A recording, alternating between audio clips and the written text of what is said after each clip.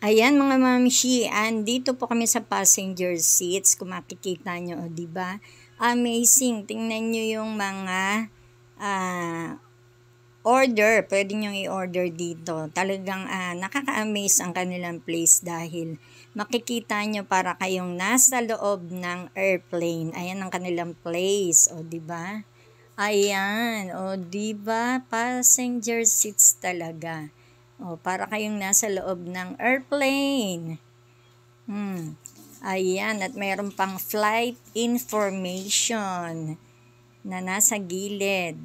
And, kung makikita nyo, ang ganda-ganda ng ambience. Ayan, passenger seat. Talagang parang nasa airplane kayo. At makikita nyo pa, may bintana na may ulap. O, diba?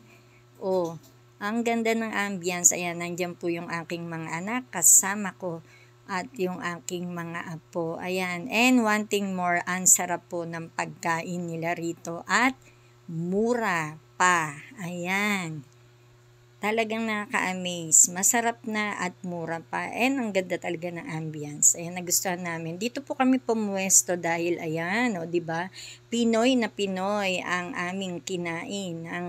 Ang aming mga in-order. Ayan. O, diba? Ang sasarap. Good for one family na. Ayan, ilan kami. O, nagkasya yan sa amin at may sobra pa. May itlog na maalat pa. May okra at talong. Ayan, may Shanghai pa kaming in-order. O, diba? And bulalo. Ayun. Nasa may unahan at tuwan-tuwa ang aking apo. Ayan, o, diba?